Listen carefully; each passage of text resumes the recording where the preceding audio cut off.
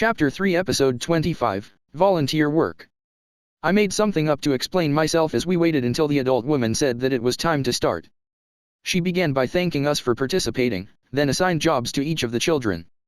I joined the other children in cleaning duty, but I didn't use magic or my scavenger slimes this time around.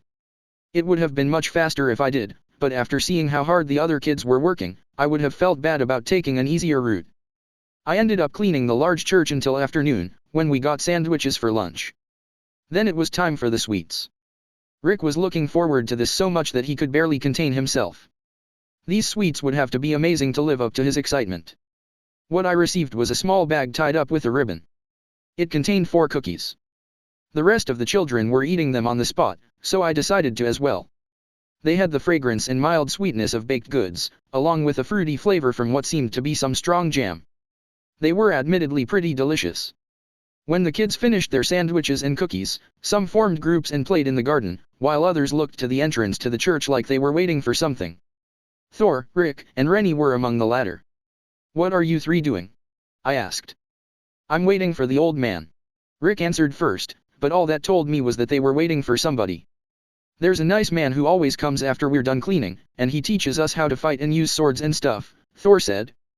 He further explained that this man was an ex-adventurer, and that not only did he donate to the church, but he tried to teach the orphans how to fight and survive on their own by the time they grew up, and he did it for free.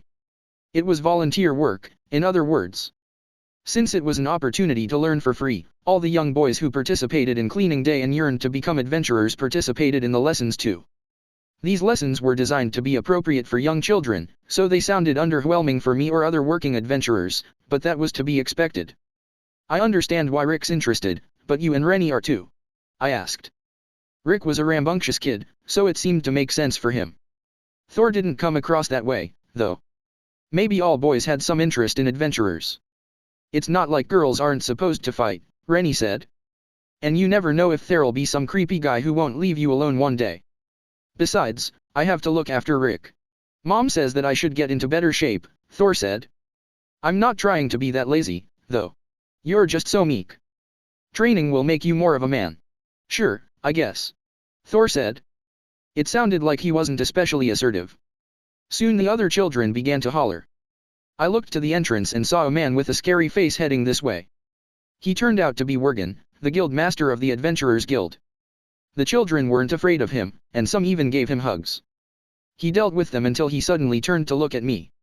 "Oh, if it isn't Ryoma. What are you doing here? My store is closed today, so I was just taking a walk around town. Then I heard it was cleaning day at the church and decided to join in. I thought it would be a nice chance to meet the locals." "Nice idea. Oh right, so if you've still got time, you mind helping me out a bit?" "With what?"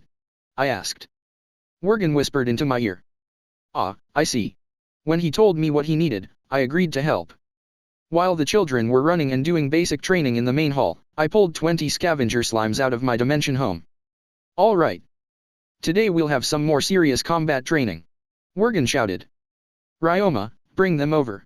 "Got it," I said and brought the scavenger slimes before the children, surprising them. They were only slimes, but this seemed to be their first time training on actual monsters. "Today you kids will be fighting these slimes.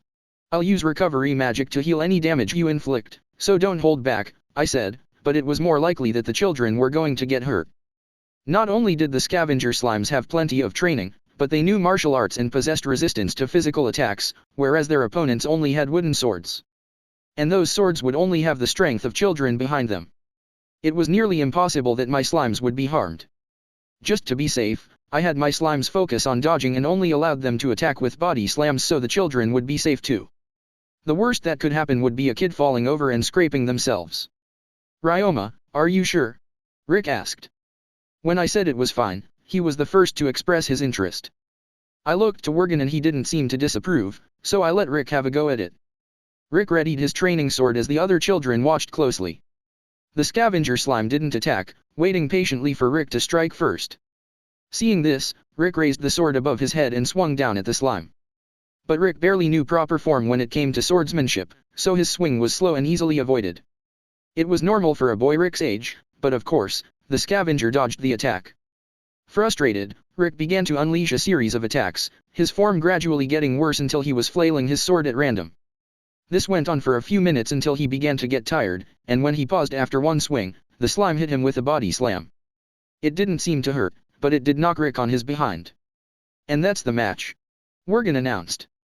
Rick, you're still a tiny kid, and you can't really train properly just yet. Don't let losing get you down too much.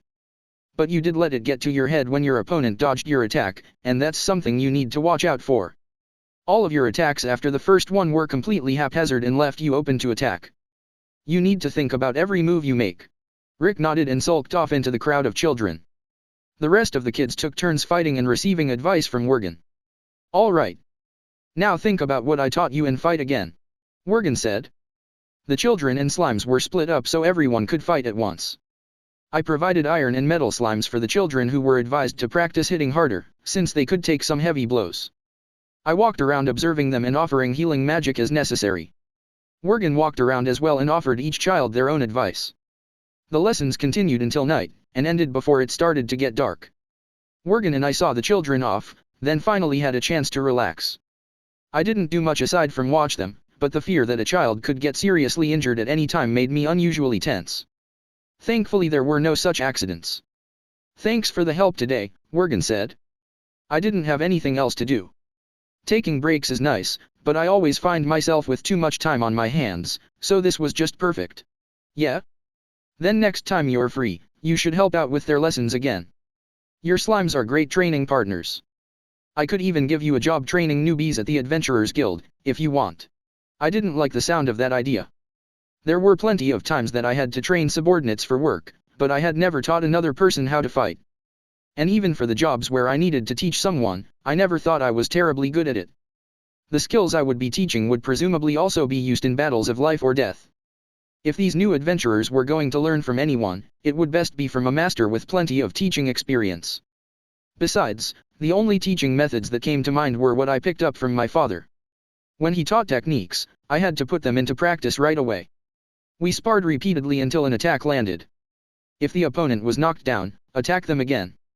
If they didn't get up, keep attacking. Keep attacking until they got up. Never stop, that was my father's way of doing things. If an enemy hit you, they wouldn't wait until you got to your feet. I didn't think he was wrong about that, but if I put those ideas into practice, I could end up injuring tons of people. In fact, I had barely ever held back against human opponents before. Not interested, then. Worgen said. I've only really trained with one person, you see, and I never had to hold back against my master. Both here and on Earth, there were plenty of people taking disciples, and I wasn't aware of any students who held back against their masters. That would be akin to underestimating them.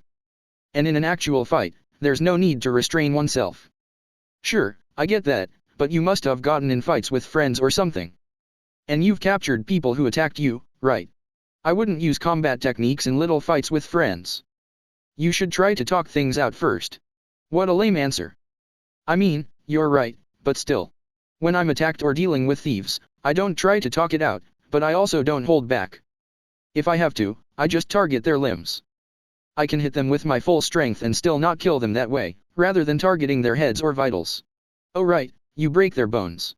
If you know how to use your power properly, there's seldom a need to hold back.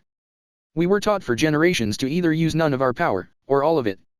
I won't say that I've never once held back, but when I got into personal fights on Earth, I generally didn't fight back at all. It would have been far more trouble to go on the offensive. This did have a negative effect, though. When I first started teaching combat skills to my slimes, many of them died during training. I also more recently messed up when I was hiring Dolce as a guard at the store. While I was choosing my words carefully, 2 nuns brought us drinks. Worgen, thank you for coming in today, one said. You too, Ryoma, the other said. Here's a little something as thanks. Thank you, I said and accepted it, then we talked for a bit longer. The older woman was Betta, who made my status board. The young girl's name was Belle. To my surprise, they were the only ones running this big church. Not only did they have to look after the building, but they took in children with no parents too. Couldn't you use more helpers? I asked. It isn't easy, but this is part of a nun's training. Thank you for your concern. There are other children and adults who feel the same way, and they help to support us. They asserted that they were fine. Next, They had questions for me. Is it hard to take care of slimes? Do you have to learn taming magic first? They apparently wanted to keep a few slimes at the church. All of their questions were about slimes. I answered them politely before asking why they wanted slimes in the first place. We were watching them today, and they were just adorable. If they can be safely obtained with taming magic, maybe they would also help the children learn how to take care of something. It sounded like they wanted to treat slimes like a pet rabbit at an elementary school. It didn't seem like they had fully settled on what to do yet, but I told them I could help them out. Then we'll tell you when we've made our decision. I'm always available to talk. You would do that for us? Thank you. The conversation ended there. The sky was getting dark, so I said goodbye and left the church. On the way home, I reflected on that day and felt that it was a bit different from any previous day. Helping to clean the church was a job I could have happily accepted from anyone. Participating in local events was starting to make me feel like a part of the community. I hoped that tomorrow would go just as well.